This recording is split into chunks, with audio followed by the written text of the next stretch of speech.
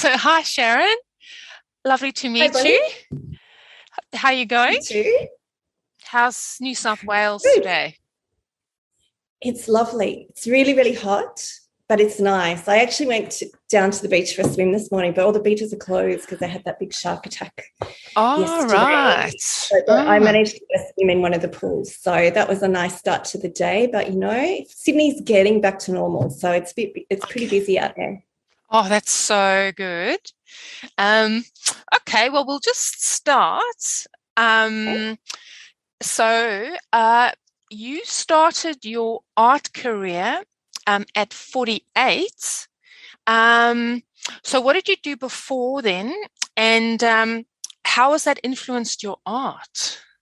Yeah, I was a very, very late starter, which I'm a little bit sad about. I kind of really wish I'd had the courage to do this kind of when I left school and, in my 20s, however, it didn't pan out that way. And in any case, I had a great career. I had a few jobs and then traveled around the world a bit, but I ended up running a publishing company in North Sydney. So back when people used to read magazines, my company used to create magazines for companies. So I had that for about 8 years and sold it. And then after that, I had a kind of a graphic design studio, so design and web. And I had about 11 employees in that studio too. So that was really lovely. I love both those businesses and I love the business world. But I kind of hit 48 and decided to make a career change. And um, the way that kind of my previous career has influenced my art, I suppose it's allowed me at least to bring a bit of a business sense to my art, which I actually think you really need as a professional artist. But more so than that, my style is kind of very graphic. So you can tell, like within the work that I've done, I've always been both a graphic designer and an editor. And I think years and years and years of working in graphic design has just led me towards this obsession with line and composition. So, I kind of work very hard on the details in what I do. So, I think that that's predominantly, like, often when I'm putting together a piece of work, I really notice how I kind of bring my old design brain to each piece, to make sure that the work's balanced in the right places and things like that. And I'm actually wanting to start to use a little bit of typography in my work as well. I haven't really done it yet, except in one piece, but I'd like to do that as well. Because you look like you've been painting for decades and decades. No. Um, so that is quite extraordinary, and would be quite inspiring for people. Yeah, I Um, kind of really had a block for, I always wanted to paint when I was working, and I used to kind of get to weekends and kind of think I'm going to start painting, but I think I really suffered for a long time from that idea. When you're not painting all the time, you really want every little piece you do to be perfect. You want to sit down and create this perfect artwork. So I think I actually had massive, massive artist block for years and years. And it wasn't until I just made the decision to go in boots and all. It was literally, I hadn't started my art career at all. I hadn't started painting. I just knew I had always wanted to do that. And I guess I felt that I always had some potential because I used to draw at school and stuff. And occasionally, I've always been sketching and whatever. So, I really kind of felt that I had the potential. I've kind of lost my track there a little bit. Sorry about that. or, Um, I mean, that is one of the things I always tell my art school students, is allow yourself to make mistakes, because that is one of the biggest. You allow yourself to make a mess, allow yourself to make mistakes, because that is one of the biggest blocks with yeah. people, is also when they're starting something new, they don't allow themselves to do something badly, especially when they're good at Yeah. something else. Yeah, so for years I was terrified. And then, I finally made the jump into kind of going, okay, I'm going to do this. But even still, I found that for a long time, I kind of really obsessed over every piece. Like it took me a long time, but I really wanted to make sure that every piece was perfect. And I'm still struggling with that a little bit. Like I'm 4 or 5 years on now, and I still struggle to get loose with my work. To kind of step outside the boundaries and just let things go. I feel quite controlled when I work. So it's something that I'm very conscious of, but I've gotten a little bit better along the way at just knowing some of them don't work out. You have paintings that, and the hard thing is my work takes a long time. So I can sometimes spend 3-4 days, even a week on a painting, and then just get to the point and go, oh my God, it's terrible. It just needs to go. And I'll paint over it. Do you mainly paint in watercolor, or? It changes. So last year, I think my best series was the series that I did last year. I ended up going back to paper because it's kind of where I feel at home. And because my work's so detailed, it allows me to get in a lot more detail than working on a canvas. And I was working with watercolor, but pretty much they're almost mixed media pieces because I do a lot of the washes in the background with watercolor and some of the detail, but then a lot of the detail is with kind of paint pens or acrylic paint to get the more opaque parts of the piece. I will use acrylic paint, and then sometimes even ink I use as well. So I suppose that's the thing. A lot of those types of mediums are very unforgiving. Unlike oil paint, which you can correct and paint over and redo, and with watercolor and a lot of those mediums on paper, what you put down, you kind of committed to a degree. So yeah.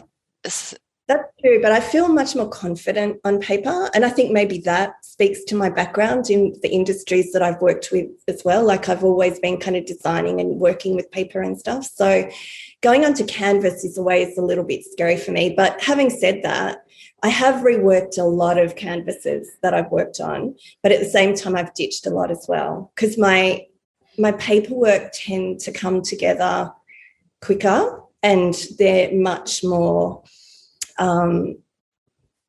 kind of cohesive, and they just work better for me. When I work on canvas, I make more mistakes, so many more mistakes, and so sometimes I can work it through, and other times they just total repaint over the top. It's just like there's this therapeutic thing getting involved in. I just literally pour a whole stack of paint over what I've done and start from scratch.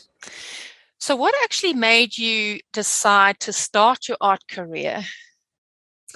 Well, I had kind of sold out of both of my businesses along the way, and I was doing some marketing work, which was fine, but I had some fairly traumatic things happen within my family, really for a number of years, almost for a decade. But by the time I'd kind of hit 46, 47, they'd really escalated and things got really hectic. And I think pretty much I got to the point where I had pretty much had a nervous breakdown.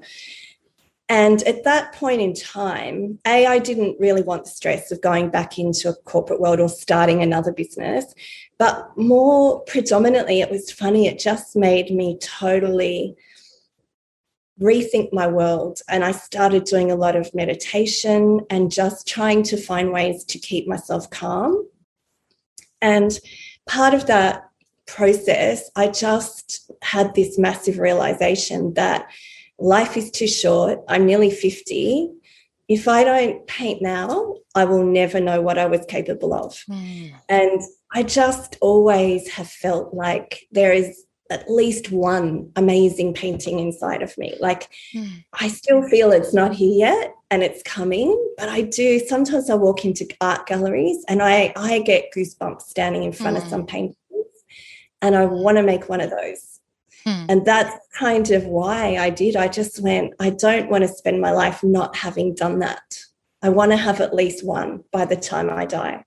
So I just went, okay.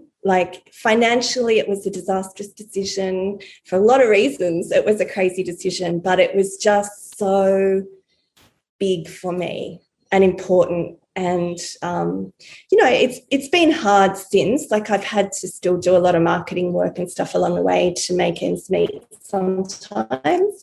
And, it takes a long time to build an art career, particularly a financially lucrative one. So that's a struggle, particularly having come from a business background where I was used to crunching numbers. And I look at my hourly rate back then compared to my hourly rate now, and I almost want to cry. But on the flip side of that, I remind myself every day that what I've always wanted to do is to get up and paint every day. And that's the privilege that I have. And that's amazing. Like, I don't have the stress of constant emails and phone calls and all of that stuff anymore. So I put on my headphones, I listen to podcasts, which I love, and I just create stuff. And I love it. So yeah, because you're getting to connect to that part of yourself that, which is part of all of creation, which is so important for the soul and so therapeutic, and money can't buy that. No, it'd still be nice to be able to put a bit more food on the table sometimes, but yes, it's fine. Like, I can survive, and it's such a journey to me. And even, it's so strange, even looking back, like the other day, I was scrolling back through my old Instagram feed and looking at the stuff that I did kind of 4 years ago. And in all honesty, I deleted heaps of it because I was so embarrassed about it. I just went, oh my God, it's so bad. And the upside of that is that you realize that when you put your mind to something, like, I am improving. As time goes on, my artistic style is evolving. I'm probably getting technically a bit better. And I look at this as something that I can do till I'm in my 80s and 90s. And so for me, even I'm 52 now, this is a 30-year career for me. So that's how I'm looking at it. And I've put in the hard yards on my previous career, and I put my head down and I worked and I worked and I worked, and I got the results. And that's kind of what I think I'm going to do here too. It's a little bit more isolated. It's hard when you're just working constantly by yourself, and you've got to keep the faith. You've got to just get up every day and, paint away and just hope that one day it'll find its place in the world. But there is a faith inside me that can happen. And, I keep searching for that brilliant painting. And that's one of the great things about being an artist, is it's one of the careers that you can do until your 90s. It's a little bit more difficult for some of the other artistic, practices like dancing and, some of them anyway. But, and where do you draw your inspiration from or influences from for your work? Well, predominantly, like, there are a couple of artists who I just adore. And when I look at their work, it's almost impossible for me not to bring elements of their work into what I do, which I kind of always feel bad about. But even I've been to see them speak, and they talk about, every artist influences another artist, influences another artist. And I think it all just becomes part of the creative atmosphere. And we all take on different bits and pieces of what each other have done. But so I don't really copy, but I am definitely influenced by Joshua Yeldham, who's an Australian artist whose work is just absolutely phenomenal. And then Del Catherine Barton, who most people know of. She's probably Australia's most successful Australian female artist at this point. And then, to be honest, there's a whole myriad of other brilliant artists who I know on Instagram as well. But I look at their work and I draw inspiration from there. But aside from that, I think, after the trauma and everything I went through, it was really important for me just to try and find kind of a sense of place in the world, and particularly a sense of peace and calm. So it's really important for me in my work to try and convey that in some way. And it's difficult because they're very intangible concepts. So you know, I kind of look to our connection with nature and plants and animals, and that's our place in the world, but also the fact that we're all really connected and that we all need each other and we're all part of each other. So they're kind of the themes that I work to, but ultimately every time I do a painting, I'm just trying to actually make something sort of beautiful that when people look at it, there's a little bit of a sense of wonder and peace and sensuality. Like they're all the things that are important and that drive me. Yeah, because I also, you know, tell my art students one of the most important things you can do is, you know, look at other people's work and get influence. The same with musicians. You know, all musicians, you know, they are all influenced by other musicians and their style, because what the works that you like are the works that you're drawn to and that are automatically, you know, part of your own style on a subconscious level. Otherwise, you wouldn't be drawn to those works in the first place. That's right. So it's almost impossible in a way to take that out of you. When you turn up to a canvas or a piece of paper and you start, like I never, ever really know what my artwork's going to look like. I draw together kind of images that I want to work with, that I'm drawn to, but then I put it together and I don't really have an end vision in mind. Like there's no way that before I start an artwork, I could tell you what it's going to look like. They just sort of happen. And I think in the process of that happening, all those influences and all the things that inspire you, they just trickle through. And also, I mean, I suppose one of the questions is how long does a painting take you to make? That's one of the first questions anybody ever asks me. Personally, I find that question a little bit annoying because sometimes it's like, how many cups of tea do I have between painting? Yeah. But it's a hard one to articulate sometimes. But and what is your painting process, more or less? Well, my artworks do take a really long time. As I think I mentioned to you just before we started, I was chatting with an artist friend of mine today, and we were kind of envying the people in the world who paint abstract paintings, because as much as they put a lot of work into them, a lot of the time they can happen far more quickly than the type of work that we do. And there are lots of other beautiful oil painters and stuff that have really meticulous work who take hours and hours and hours and hours. But my style is one of those styles. So even a relatively small work, so you're talking around about A2 size on paper, that's about 50 to 60 hours of work. So you're talking well over a week working flat out to get one piece done. So, and realistically with breaks and things, it's really into about a week and a half for each piece. But then if I work on my larger paintings, always take me anywhere between 2 to 4 weeks.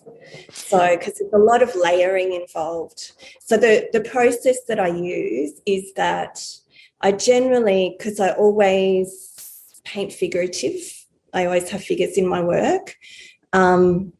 And then I usually try and combine that with either animals or nature to kind of convey that connection that we have with everything in the universe. So as much as I would love to work with models, I don't have access to models, and I can't always afford to pay models.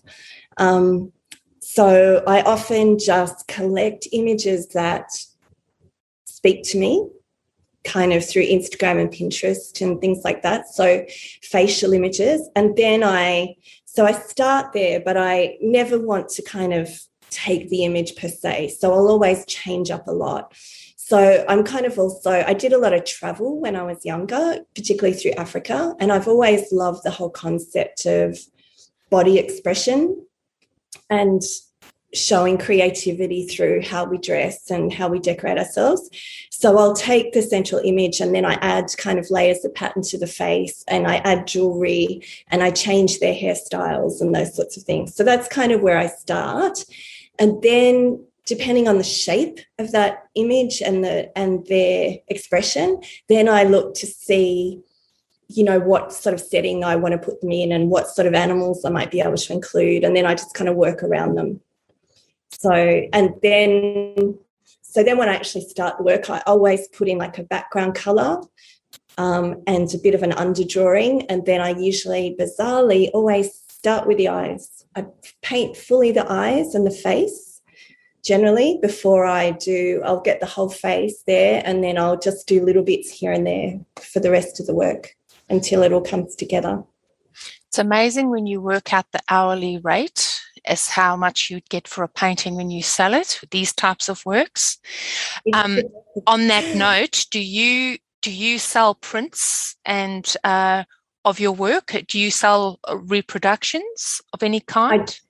I do. I only started doing that last year with, I did a series called the Australian Goddess series. So each time after I'd sold the original, I've allowed myself to do a limited edition of 20 prints.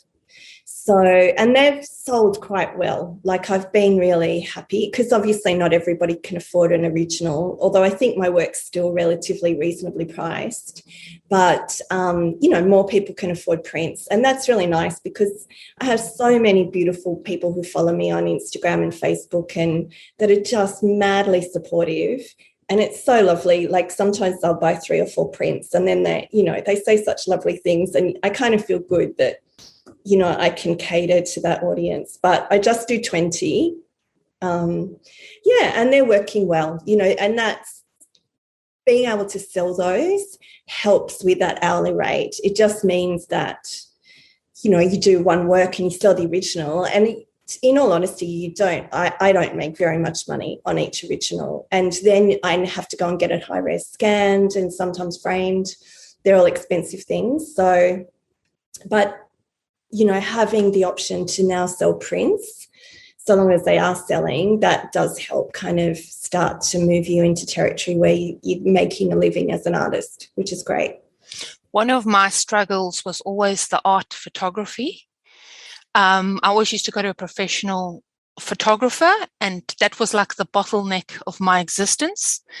And then because I do sell a lot of prints mostly now, eventually I just knuckled down and got a very, very good camera. But anyway, that's another story. And how do you go about, navigating your art as a business? Selling your art and building your art career. Well, this has been a tricky one, I guess, because I started so late. I really find that the whole art world, in my experience anyway, is pretty much split into 2 camps. And I find that it's the camp of people sometimes like went to uni and came up through the industry and, got to know gallerists and things like that. And they kind of become the industry people and they work in the gallery world. And now most definitely there is a very, very alive and active world with online artists who are doing really well and selling their stuff online. There are so many amazing inspirational artists online. So there's 2 camps. And for a while I was kind of tossing out whether to go to uni to try, go back to uni to try and get the contacts to make my way into that world. And I have had a few approaches from galleries to sell my work. But because I'm a relatively new artist, my artworks are still relatively lowly priced. So by the time you get a gallery involved, and they generally take 50% commission, I have to pay for the canvas and the paints, the time, the framing, the shipping, and whatever else before it actually gets to the gallery.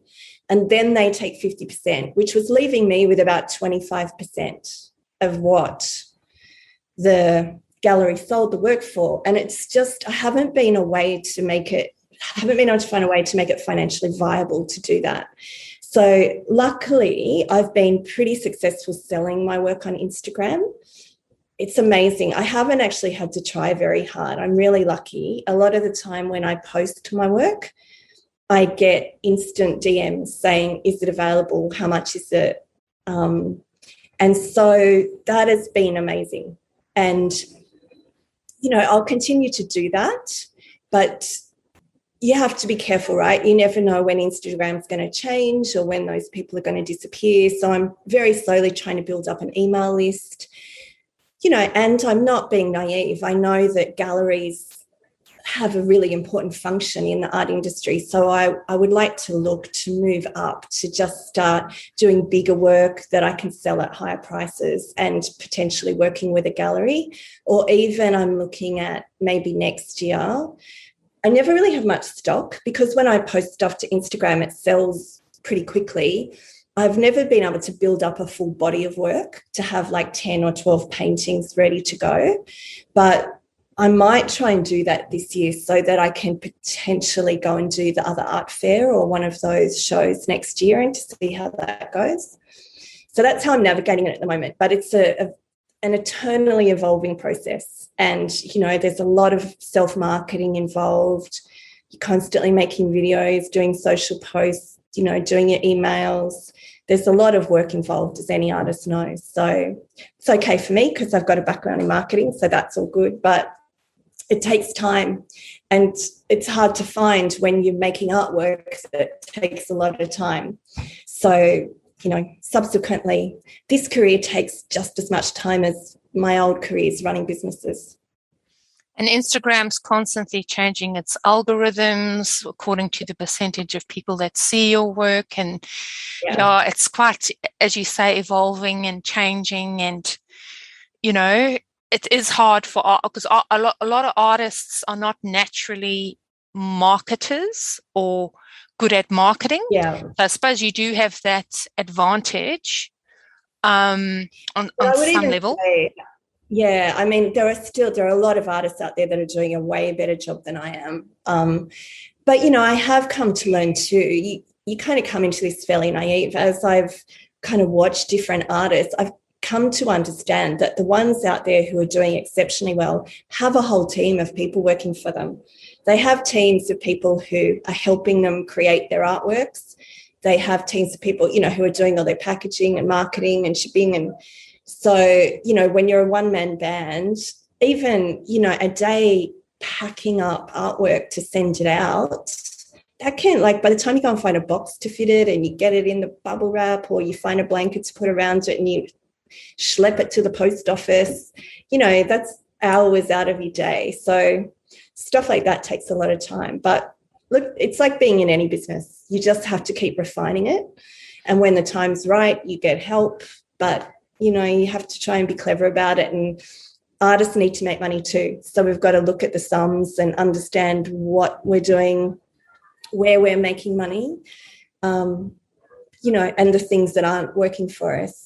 But that is a balance between, you know, not necessarily selling out. Like, I'm here to, you know, my end goal is to create that beautiful painting. That's what I want to do. But it would, you know, you have to balance it. I need to make a bit of money along the way. So, you know, I'm doing my best. It's a juggle. Yeah, it's amazing and interesting times we're living in as well, you know, with everything in flux all the time. But anyway, you're doing an amazing job. So, and yeah, I mean, is there anything else you'd like to say to the audience?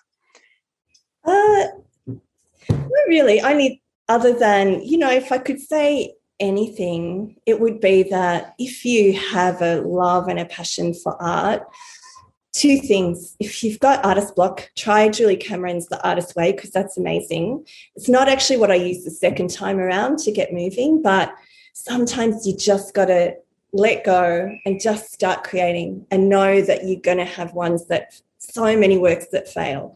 It's okay. Like, you know, the greatest artists in the world have their careers lasted 50, 60 years. Along the way, there would have been hundreds, if not thousands of pieces that didn't work out. So that's one thing. But also that if you're young, have the courage and bravery to start young, because I wish I had. I wish I'd lived this life since I was 20.